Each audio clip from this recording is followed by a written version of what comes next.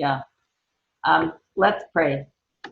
Dear Heavenly Father, we thank you for this amazing medium where we can meet together like this from not only from Ottawa here, but also, Lord, in many other locations. We just thank you for that technology.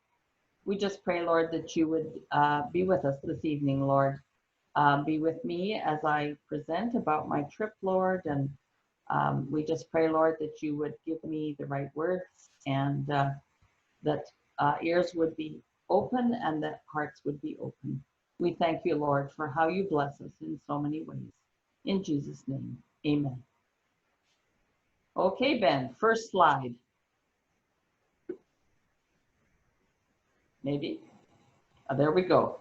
There's a map of Africa. As a little girl, I always wanted to go to Africa. I had no siblings, but I had a first cousin who was a missionary in Africa for 38 years. And I loved him to death, and he always came to our house when he would come home on furlough. And his life to me always seemed so exciting. Back in those days, he wrote letters, and there was reams and reams of letters. And he talked about life in Africa. And so for all these years, I wanted to go there, and it never was possible till last March. And it was such a blessing to be able to go. As you can see, people ask me, where is Ethiopia? Well, of course, the answer was it's in Africa, but really, I wasn't really aware of where that was till I looked at the map. And you can see there, it's on that coast of that corner. It's not on the ocean. There is water there. There are a few large lakes, but mostly it's quite dry, except during the rainy season when it is quite wet. And so we'll go to the next picture, Ben. I'm not sure, that just shows Ethiopia up close. The dot on the map, I don't know what it is. It's just the map I found, but the capital city, which is Addis Ababa, is really kind of in the geographic center of Ethiopia. And that is where we flew into. And then when we flew into Addis, we went to a different airport to fly to a different location.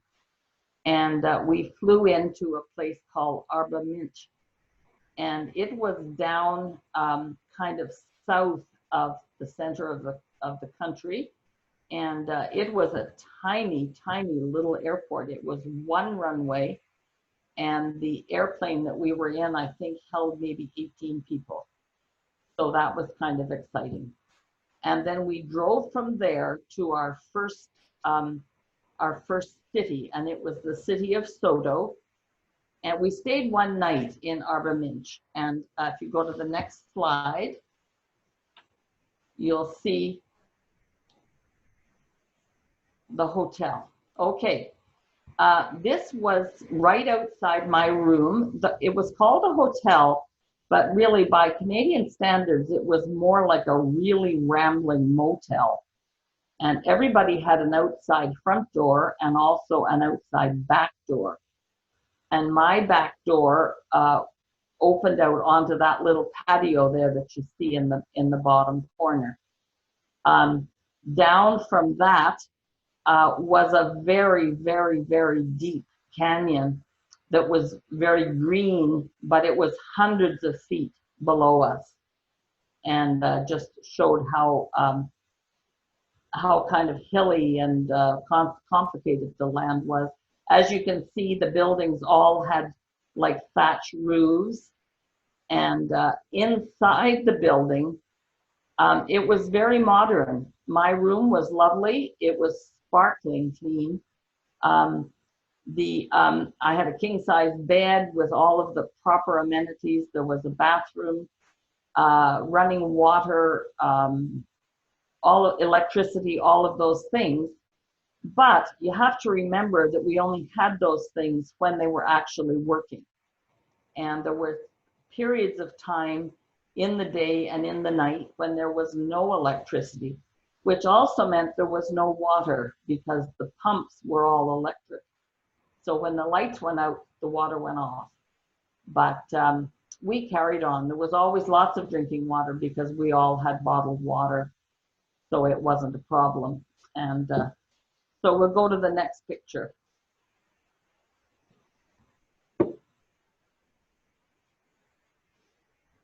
This lovely creature was right outside my front door. He is a warthog, and he just looked like that. And I never saw warthogs walking around in the yard before. And there's another picture there, Ben. You can go to the next one. Oh, no, back to the warthog. Anyway, these are the other wild African animals. Sorry, Ben. Back to the warthog. We're at it. Okay. These things just wandered around on the kind of grassy area of the hotel. And there was no fence, no fences or anything. They were just out there. And you could walk up fairly close to them. I didn't try to get too close.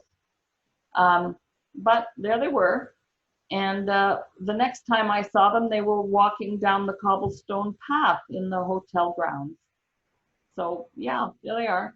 Okay, next picture. These are the real wild African animals. I looked out my back door in the morning, and it was like a patio door, and all these 4 little cats were on my patio. And those of you who know me well know that that's a big thing to me. I tapped on the glass, and the babies all turned around and looked at me. I did see them out around the grounds, but they were pretty much feral. They wouldn't let us get close to them, but I thought they were pretty cute. Okay, Ben, the next one. The next day, I heard a rumor that there were baboons. And I love animals. So when I had a bit of free time, I kind of went wandering around the hotel grounds and didn't see any baboons. But as I'm wandering kind of out back behind the buildings, this lovely gentleman kind of saw me, and he came down to me, and he was chatting away to me, I'm sure in Amharic, and so I didn't know what he was saying. But as he got closer and closer to me, he said, baboons, baboons. And I said, yes.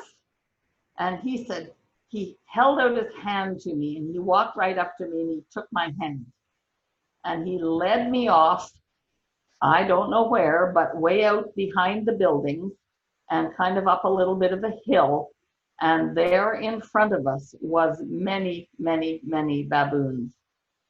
And he let go of my hand, and he kind of just nudged me forward. So I kind of went up there by myself, and the creatures were unimpressed with any of the people, and they let me get up quite close to them, and I took pictures. That big one there in the front, I don't know that you can tell, but there's a little baby in her arms.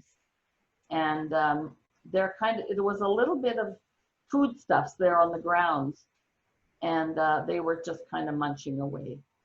So I was very impressed. So that was really cool. Okay, Ben, next one. Hey, Pastor Lynda, before we move on, I have a question here that someone raised. And that question is, I mean, the scenery around these baboons doesn't look all that great. I don't know if anyone else noticed. So we were just wondering, like, is this kind of, you know, like, is this like a normal area, or is this like a garbage dump that we're looking at? Or well, I kind of wondered that. Right before this area, it was kind of grassy, not like Canadian lawns, but grassy. And then it kind of opened out into this kind of rougher area. And you can see a little bit of greenery there a little bit further up the hill. But the hotel property, a lot of it was beautiful grass, gardens, flowers, trees. And this was still on hotel property, but it was a really big area. And I think all of the hotel employees also lived on the grounds in the housing because there was a lot of children around and a lot of people that appeared to be like husbands and wives with their children. I think they were hotel employees. And these creatures were just kind of off to one side of the really nicely manicured hotel property. So that's what I know.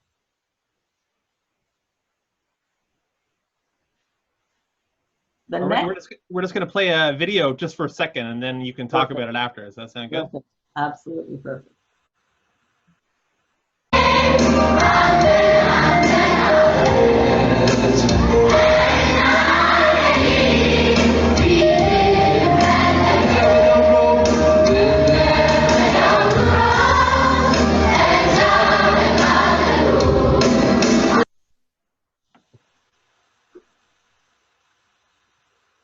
The first Sunday morning when we had driven to Sodo, we went to church. And we were told when we were going that it was a children's service. And this little choir performed. They sang on 2 different occasions. They streamed in and then they would stream out again. And then they came back later and sang again. I counted these children the best I could, and there was over 200 of them. And it was amazing. They were there through the whole service, which was just over 3 hours in length. And I believe there's another slide there of the congregation. Do you have that, Ben? There's the congregation. We are sitting right in front of those men that you can see at the front. We were somewhat honored guests, so they sat us in the front row. And they told us afterwards that there was over 3,000 people in that building. It was just one huge big room. There was windows all around and they were open. And of course, because we went there at 8 o'clock in the morning, it was still quite cool. But as the day progressed, it got warmer and warmer. And probably that bothered us more than most of the congregation. But it was quite the experience. Also, as well as that children's choir, there was a very large group of even smaller children who got up and sang. And through the whole thing, I was so impressed because there was literally hundreds of children in this room, and they were all amazingly well behaved. There was a little bit of in and out.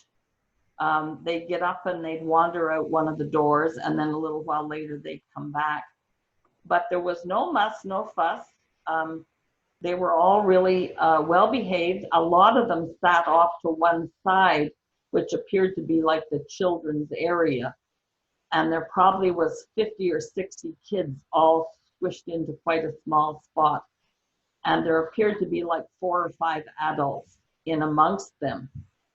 But really, they were amazing, yeah. And they sat through this whole thing. There was lots of music. There was a couple of small groups that sang and played guitars and did kind of a more modern kind of worship. And it was an amazing morning. I felt so privileged to be there. At one point, the team had to go up on the platform and they introduced each one of us. And of course, we couldn't understand what they were saying, but everybody clapped and cheered and kind of jumped up and down. It was interesting. Yeah, I was thankful I didn't have to say anything. Yeah. So the one funny thing that happened, we were sitting on the very front row, and one of our other women, a couple of hours into the service, felt she was having a nature call. And she spoke to one of the African gentlemen that had accompanied us there and told him, and he made no big deal about it. He just stood up and she followed him out of the building. And we learned later that he had taken her out of this building, walked down the length of the building, and across the main street, which is at the back there, and into the hotel across the street. And that was the only bathroom facility for this church. And they had special permission because we were there as special guests. So they had permission that morning to use that bathroom. So washroom facilities were sometimes few and far between. Next picture. A lot of people asked me, what did we eat? And that was a good question, because we often asked that question of each other and of our hosts. What were we eating? This young woman is at the Terapeza office, and it's a kind of a big square room, and there's tables all around the side, and she is roasting the coffee beans to make the coffee in a few minutes. And she did that on that fire in her little pot. And every time we were there, she roasted beans and made coffee. I don't know if you can see there beside her, there's a little tiny cup. And those were the cups that they put the coffee in. And after the beans were roasted, she took them away. And then when she came back, she had big jugs of hot coffee that she put in those little tiny cups and passed them out to everybody. There was no milk, no cream, but there was lots of sugar. And the Ethiopians put spoon after spoon after spoon of sugar into their little cup. And I thought it was a bit excessive when I first saw it, but then I tasted the coffee and I understood it a little better, because the coffee was very, very, very strong. And I counted up to, they put up to 6 spoons of sugar. Now, it wasn't quite as big as our teaspoon, but still, that would be a lot of sugar. And then they drank it just kind of boiling hot. And yeah, and everywhere we went, there was coffee, and it was served to us. And it was always served the same way, though this was the only place that we always saw them roasting the beans. Then usually when we were at the Terapeza site, we also had a lunch, and they set up like what we would consider to be a buffet table of food, and we helped ourselves. And there was really never anything on the table that much of us recognized, but we just followed the example of the Ethiopian people and just kind of helped ourselves. For the most part, there was no utensils, but there was the injera bread, which you'd have to see it to believe it. It's kind of like sponge. It's very thin, but it's very porous. And it's made with a fermented leavening in it. And so it has quite a pronounced taste. And they use that in their fingers, and they just pick up the food and they eat it. And it was an interesting experience. And I sent a picture home to some of our Congolese people in our church of me eating with my fingers, because they always laugh at us because we're using utensils.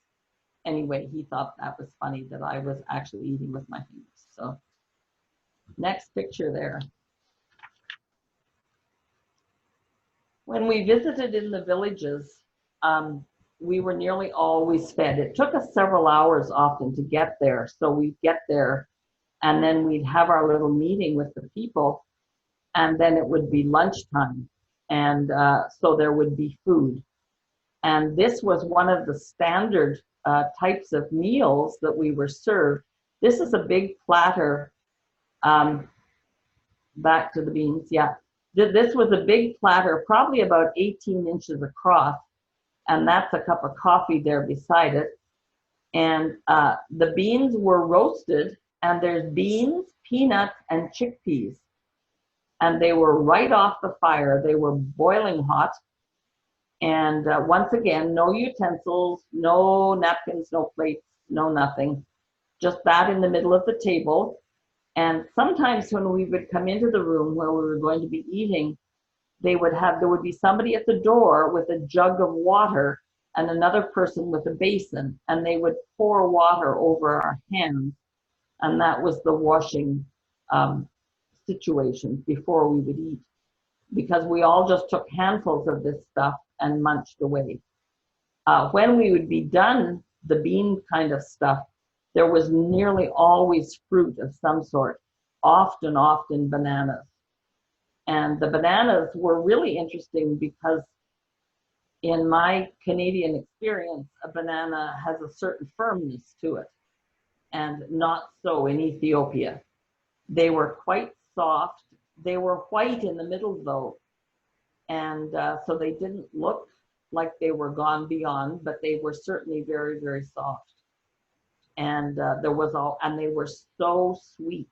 They were like we'd put sugar on them. They were amazing. And we always had lots of those at the end of our meals. So there's another food picture there, Ben. The table, there we go. This was another kind of standard meal. This is in the main room of a house. And the room was about twice this wide. So that gives you an idea of the size of the home. And the far wall behind the gentleman there on the left, it had lined up bags of feed and of seed. And so, but yet this was their main rule. And you can see that table is about knee height, and that seemed to be standard. The things on the plate, the closest plate there are many different kinds of potato. That purple thing is a potato. The white things are potatoes. There was another plate that I don't have the picture of. They looked like sweet potatoes, and they didn't taste unlike a sweet potato, but they weren't the deep orange color that we would see here in Canada. Once again, this stuff was piping hot, and no utensils, no plates, nothing, just help yourself. Then often they would bring out also, once again, plates of bananas, and also plates, at one point, plates of avocados. And by then we'd learned how to get into the banana without it up to our elbows, but the avocados were a bit challenging. And then we watched our Ethiopian hosts, and they bit into the avocado, and then just with their mouths, they kind of got the skin off that piece, and they would sit it down on the table, and then they would just kind of peel away the skin and just drop it onto the common table there, and just eat the fruit, eat the meat of the avocado. And once again, they were lovely. Yeah, very, very tasty. So we never did go hungry, that's for sure. Next picture there, Ben. Oh. When we ate out, Don Miller, who was our team leader, he carried money, and he carried the local currency because a lot of places didn't take charge cards. The hotels took charges, but the local places didn't. So this was the pile of money that he carried with him everywhere in his backpack. And it looks like a lot of money, but that top bill is a 10, so that's 10 birr. And in Canadian dollars, 100 birr is $3.20. So this, what looks like a large pile of cash, really didn't amount to very much money. And we laughed at him because he would just pull out this stack and count out the money if we were in somewhere that we had to pay that wasn't a charge card. So next picture. The housing. A lot of the houses were round, just like this one. That the edge of that roof would be about 6 feet. And then the side walls, of course, are mud with kind of sticks and branches and stuff in the mud that give it kind of some support. They were all over the countryside like this. Often the houses in the villages looked like this. In the bigger villages, they were always mud, but they were more square and more like that other house that we were in. But this was a common sight all over. Yeah. Another picture. This is a good example of one of the mud huts. This also had a thatch roof, but I wanted to get the family in there, so I didn't get the roof. This family would have been more affluent than a lot of families, because you can see there in the pictures, there's shutters on the window and there's actually a door in the door frame. A lot of the houses of the less affluent people, they don't have any doors or window coverings at all.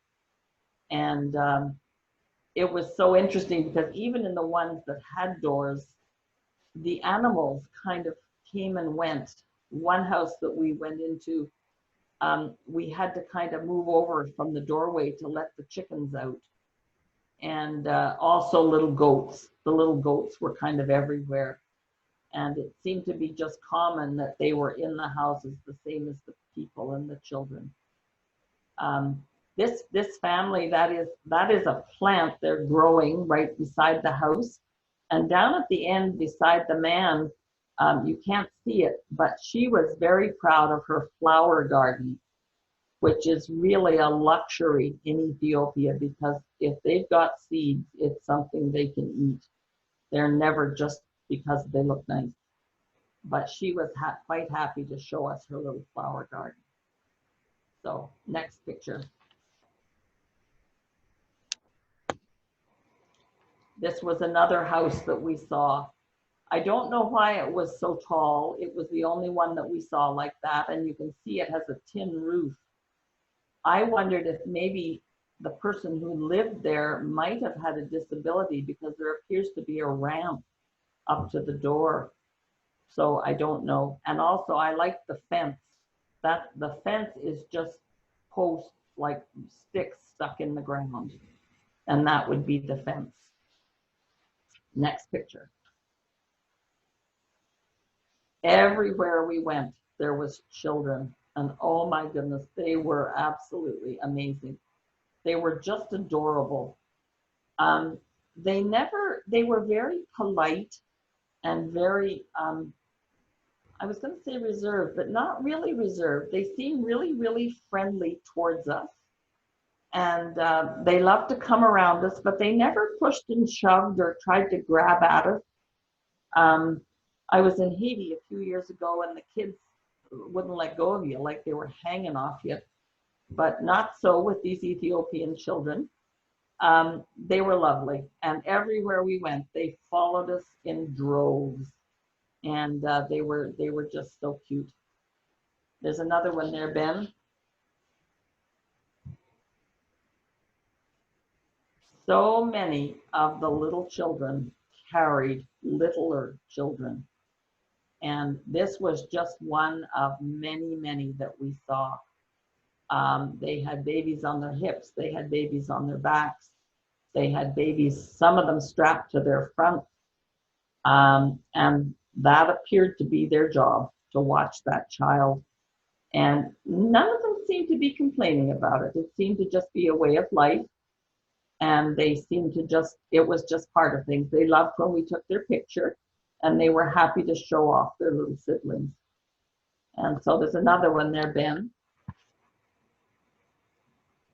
You can see this little girl, and the baby on her back is even younger.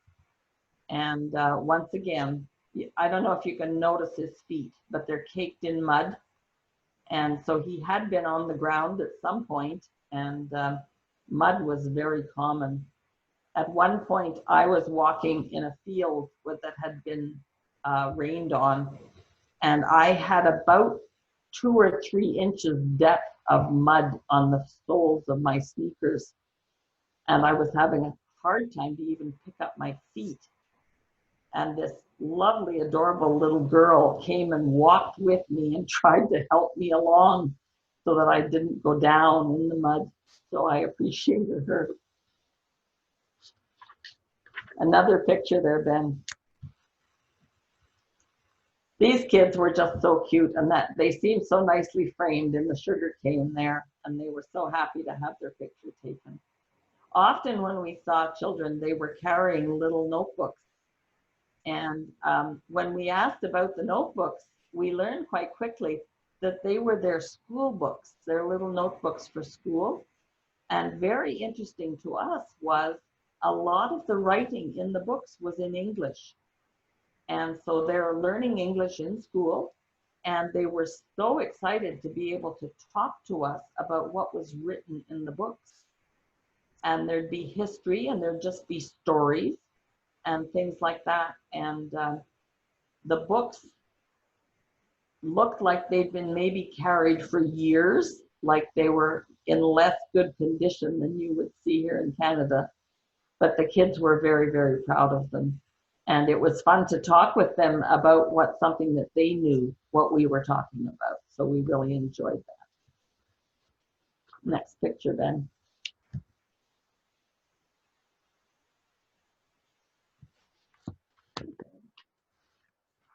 We're adjusting pictures.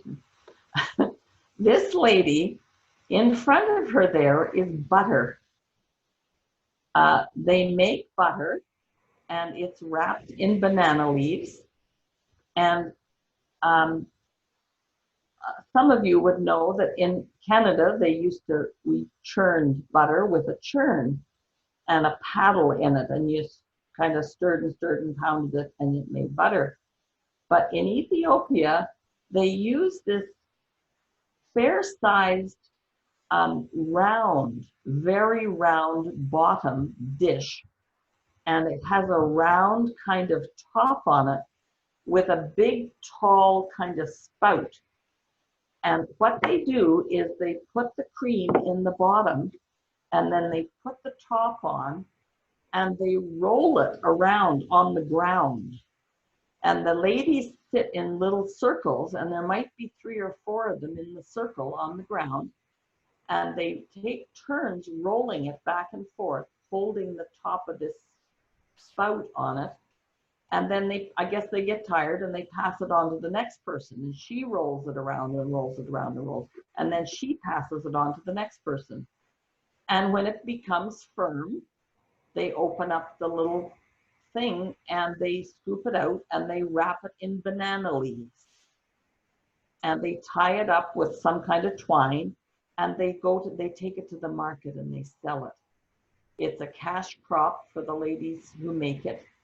And it's one of their means of revenue, and they're very grateful for that. And we did see that. We saw people all over selling the butter. And one of those things of butter would have cost like about 100 birr, which is like the $3. So that would be income for them. Next one, Ben. These 3 kids, they're siblings, and we were at their house, but the kids didn't come out. We had sat outside in their yard talking with the parents and the neighbors. And then the mom, we asked the mom if she had children, and she said, yes, they're in the house. And the gentleman we were with said, oh, bring them out, bring them out. So they all came to the doorway, and were so happy to see us. And the way they're standing there, the boys have their arms around each other, and the one boy has his arm around his sister, was so typical of what we saw all over Ethiopia. They're very touchy-feely, kind of hands-on people. And we saw this with adults. We saw this with men in the villages. Women often walk arm in arm. And these 3 kids, it was just the natural thing for them to do. And so we were happy to meet them. Next page.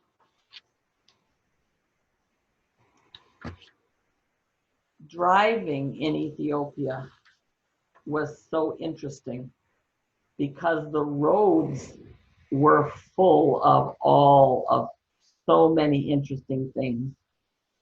These folk were walking along the side of the road. Probably they were in the middle of the road till we got there, and then they kind of moved over. But nobody was really very anxious to move over, and the vehicles just kind of made their way around people, which was interesting. I don't know what they have on their heads or on their backs, but they're happy to wave at us there as we drive by. Is there another one, Ben? Oh, we're back to some butter. I guess I confused Ben with some of these. That's just more butter. And you can see that is not just in, whoop, okay, we'll go to that one. Perfect. Poor Ben. We'll forgive you, Ben. Yeah. One group that we met with, this is a group of women, and we talked with them about their savings group that the Terapeza Association helps them create. And we're sitting at the other end of that little circle of women. And all of a sudden, this little goat came into the circle of people. And we as Canadians were just, you know, that was no big deal. And all of a sudden, one of those ladies jumped to her feet and she started yelling at the goat. And she was embarrassed because the goat had come into the middle of the meeting. And I love animals. And I just spoke up and I said, no, don't make the goat go. And the gentleman that's there, he was our leader that day. And he stopped and he said, Lynda, what, do you want to say something? And I said, yes, please. So I said to him, you tell those ladies that in Canada, we pay good money to go to little zoo things and pet little goats. So don't scare them away. Our people all like to see the little goats. Well, the ladies started laughing and laughing and laughing. They thought, I think, that I was absolutely crazy, because to them the goat was just a nuisance. But they did let it stay for the remainder of that little meeting that we had. So next picture. This was another, often we saw these on the roads. They were just kind of a flat cart, usually pulled by one or two donkeys. And, you know, they kind of would move or not, and we would just inch our way around them. And it did explain why it took us 3 times longer to go anywhere, because there was lots of obstructions in the road. Another one, Ben. Here's little wee kids on a cart. Didn't seem to be any adults around, just these 3 small boys, and just kind of going along down the village street.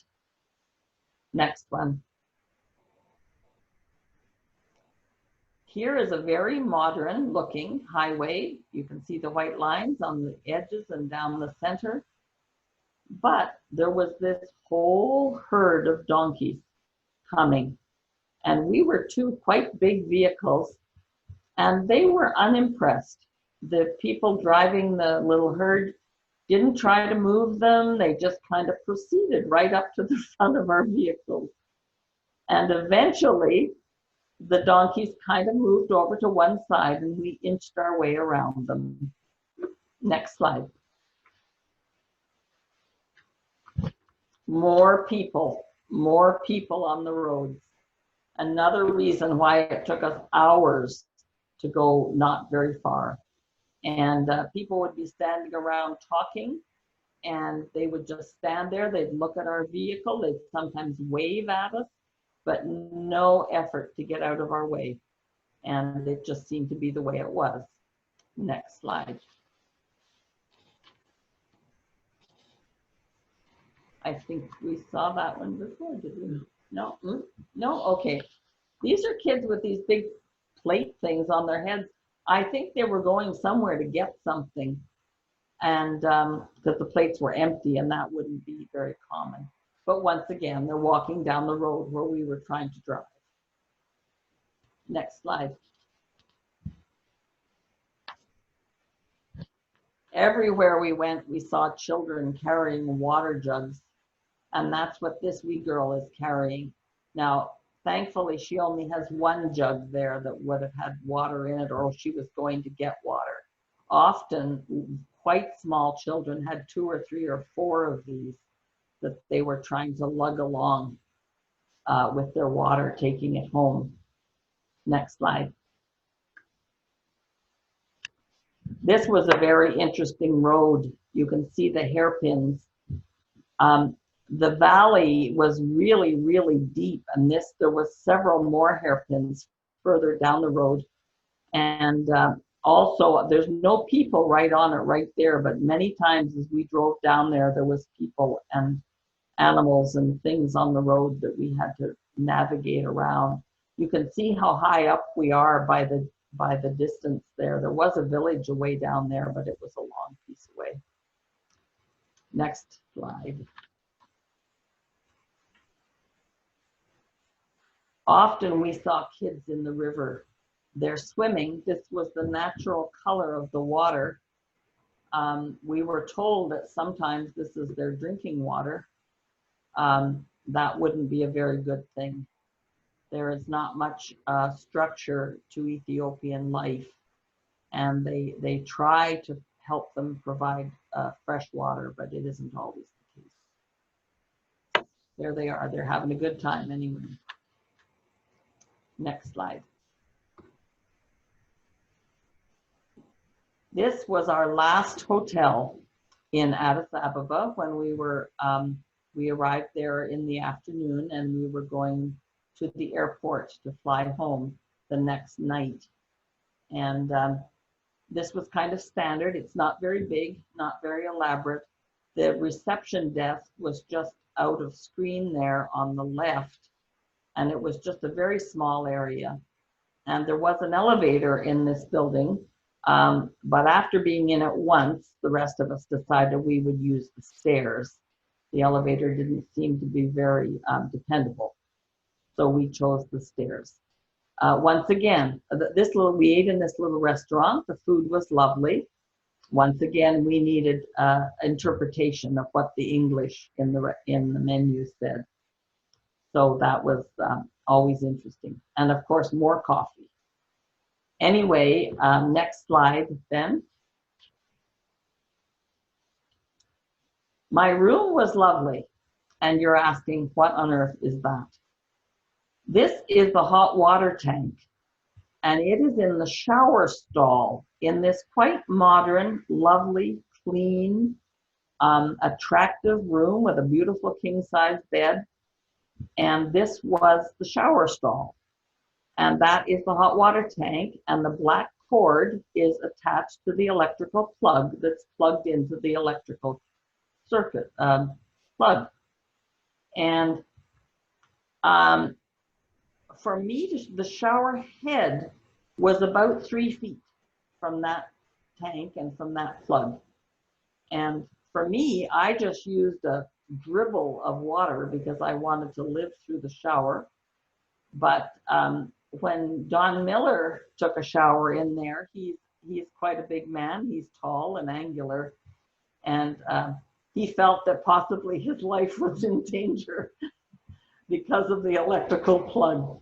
But anyway, their standards for things are different over there than they are here in Canada. So we did have water, though, the whole night that we were there. And we also had electricity the whole time we were there. So that was a good thing. Another picture there, Don. Don, Ben, yeah. This is one of the roads we drove on. They weren't all beautifully paved like that other one. They were very picturesque, though. You can see the greenery and everything. It was just lovely there. We so enjoyed the traveling around. We spent a lot of hours traveling, but every turn in the road was a new adventure. One more there, Ben. We drove on this road, and that's the road I walked on in the mud. And it was not nice. It was really a clay kind of mud. And how these people just get through that day after day, I'm not sure. But a lot of them, of course, were in their bare feet, so it would be a little different situation. But one more picture, Ben. Just before we move on there, Lynda, we had one question. Okay. And that question was, because we've seen some pictures of kids, was there any school going on while you were there? That's a good question. They were carrying their school books. We were there kind of morning, noon, and night in some of the villages. And there were kids always around, but they were going to school sometimes. School is not compulsory in Ethiopia. They say that it's free, but you have to provide all of your own materials, all of your own books, all of your own pens and pencils. Any materials that you might need, the family has to provide. So that is often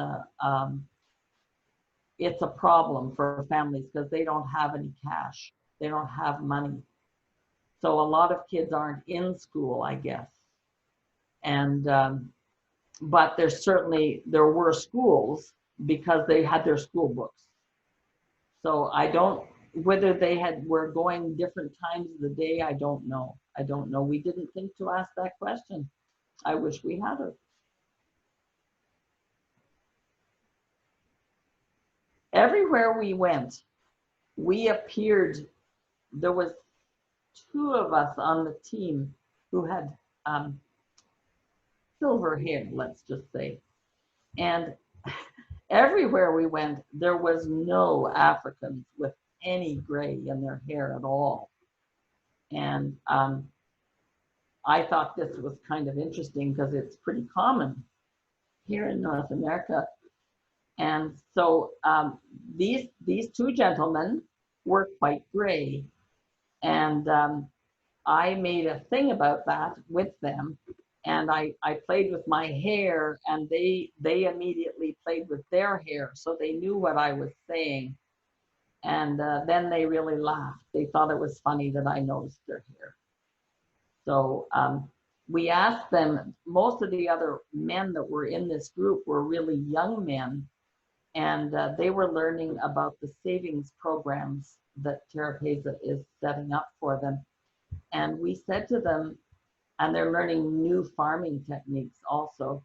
And we asked them, why you folk are obviously, on the other end of the farming, like you're not just starting out as farmers. So why do you come with these young men to these sessions? And they said, I thought so wisely, we don't want these young people to be smarter than us. We want to know what they know, so we come and we listen. And I thought, wow, that's great. So next slide.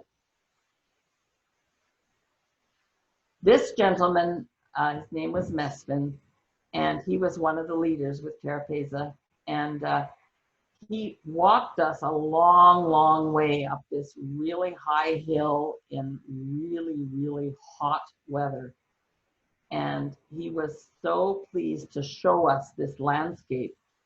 And he told us that 10 years ago, all that you see out there was brown. The trees, the vegetation had all died because of poor conservation for the soil, and that land was basically lost. It was eroding away and it was useless. And Terapeza began to teach them how to do soil conservation, and they reforested that entire area. And I don't know how many hectares it was, but it was a long way. The little white dots that you can see down there is a village. And so that's a long piece away. And he was so pleased to be able to take us up there and show us what they had accomplished.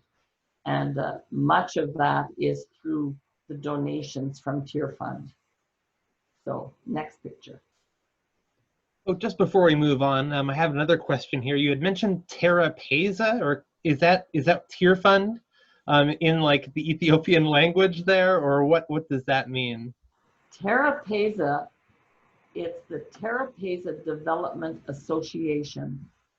It is the outreach arm of the Wolita Church in Ethiopia. The Wolita Church has 1,400 churches in Ethiopia. Wolita in English translates to Word of Life. And it is a very, very successful, prominent church group. And Tear Fund has tied in with them quite a few years ago now, and they help support them. And the Terapeza group go around and teach people conservation farming. They teach them about the self-help groups. They teach them how to reclaim the land. They do not give them anything. They give them knowledge. And you could tell the people in the villages where these men have been working with them, they were so grateful. And so they didn't have enough nice things to say about the Terapeza group. So it's kind of like, we might call it the mission group of the local church. But Terapeza is the outreach group. And what these men do is they go and they first people they train on these new methods is the pastors. And then the pastors work with their church people to teach them about new agricultural methods that enable the people to feed their families year round. So that's what Terapeza is. There is a little video that we're going to look at in a couple of minutes, and it explains it better than I can by actually the president of Tear Fund here in Canada. You'll see him talking in a few minutes. Yeah. Does that answer that question? Yeah. Okay. These were, this picture is kind of funny. These ladies, the one in the white, she came right up to me and wanted to chat at me, and her hat wasn't on very tightly, and she had a lot of really white hair hanging out. And so we kind of talked, once again, we talked about our hair. And then I said, can I take your picture? And they both kind of looked at me. And so I gave my camera to someone else, and I went over and stood with them, but they were very reluctant to have their picture taken. So they kind of looked like they're mad. I don't think they were, because they didn't absolutely refuse, but they were very shy. Unlike the children, they were very shy to have their picture taken. So, by the way, the average lifespan in Ethiopia is 55. So it was hard to tell that the older people we saw, it was hard to tell what age they might be. I have no idea, because their average lifespan is to 55 years. So things aren't very good there. Yeah. Next picture. Oh, these are the little boys that climbed to the top of the hill with us, with that man who had helped them with the reclaiming the land, doing the planting of the trees. So they walked way up there with us, and often different ones of us, they kind of come along beside us and take our hand or our arm and kind of help us along. And so we took their picture. Next picture. I believe this is your video there, Lynda. Okay, perfect. Then at the end, I have one more picture, so don't go away. No, that's not the video.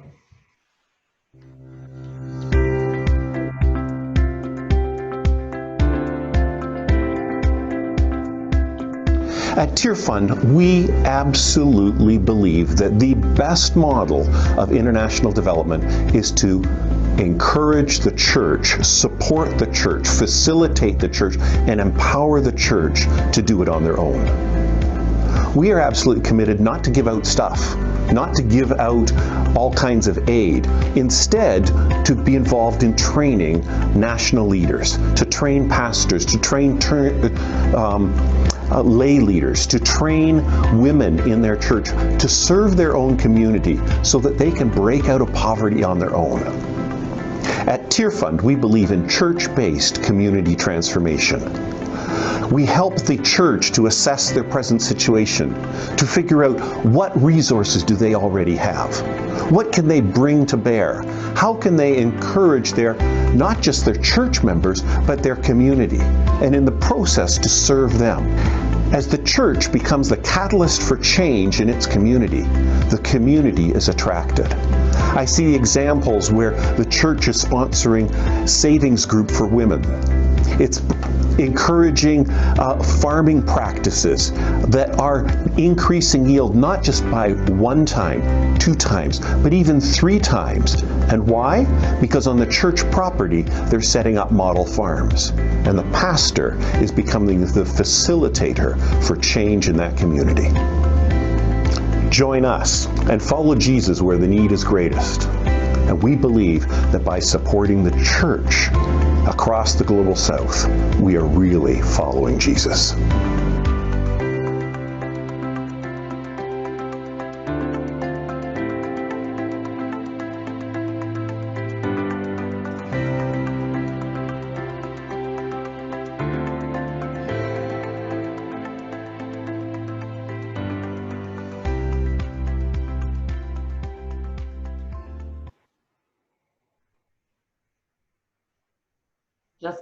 Just before I explain this last picture, I want to say hello to our family. We finally figured out how to see more of the faces of people that are here. And we saw our grandchildren and our daughter in Seattle. So hello, guys. So glad you're here. And probably our other family is here too from Smith Falls and Ottawa. So thank you so much for coming. Okay, this is my last picture. Actually, there's hundreds more, but it's the last one that I'm going to share with you folks. This is an amazing man we met on our last day in Ethiopia. It was a Sunday, and our driving schedule didn't allow us to be there in time to be involved in a worship service. But meeting this gentleman and being privileged to spend over an hour with him was perhaps one of the closest encounters we would ever have, feeling like we had a very personal glimpse of heaven as we listened to this man talk. He was a monk at the Debra Libanos Monastery in the northwest area of Ethiopia. The original monastery was established in the 13th century by a monk who meditated in a nearby cave that you could see the opening to on the hill above where we stood. And he lived in that cave alone for 29 years. When we first met this gentleman, it was just as we went through the gate to the monastery grounds. Before going there, we'd been told that the ladies would have to have head coverings so all of us had worn longer skirts and had shawls available to put over our head and shoulders. You have to remember that the temperature was very, very hot. This little man was very gentle in explaining to us that we must be very reverent as we entered the grounds. He took each of us women individually into a little room kind of in the wall of the monastery, and he supervised wrapping us individually in large white shawls. Mostly only our eyes and nose were showing. As we began the tour, I tried to work out one of my hands, and he came over to me and so gently explained that it was very irreverent and that my hands must be covered. We then all made our way into the church and to the museum that was part of it. As we walked, he explained some of the significance of the site. However, through the entire tour, as he pointed out artifacts and of priceless worth, he would stop and say how important all these things were, but that what was really important, that we were there to serve and honor God. He would explain more relics, jewels, carvings, pictures, tapestries, and then he'd stop again and look at each one of us individually right up into our faces. And he'd say, this is all wonderful, but the most wonderful thing is that God loves each one of us. And it's our job to serve him and tell others of his love for them. As we walked, he asked us where we were from, and we said Canada. He told us that he would love to travel, but God had placed him in that place and he was content.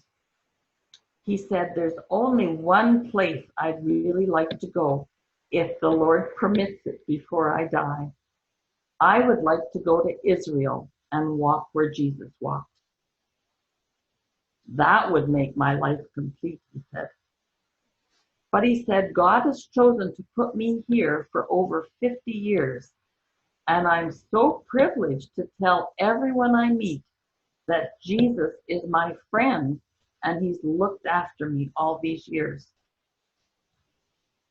He asked us if we knew about the COVID sickness that was beginning in the world. We, of course, said yes, we were following the news, and we were really ready to go home to Canada later that night. He told us not to worry. He said he knew God was in control of even the sickness, and that if we were all obedient to God's voice, we would just be fine. While in Ethiopia, we met many amazing people. Pastors, church workers, beautiful Christian men and women in the villages, working so hard to spread the good news of the gospel and change people's lives by teaching them new methods to provide for their families. But we will never forget them.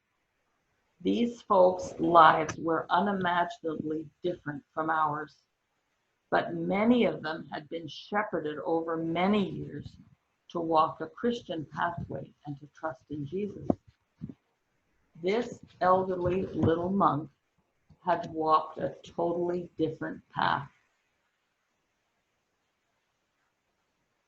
But on his journey, he too had met God.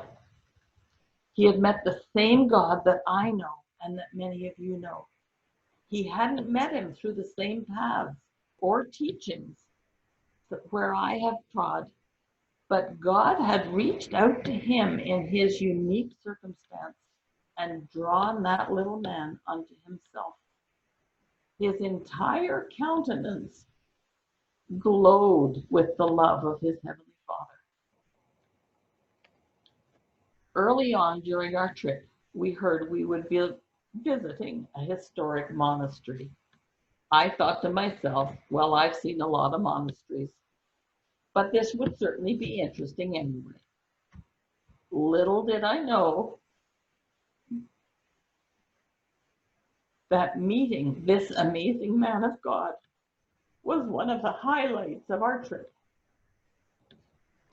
Thank you so much.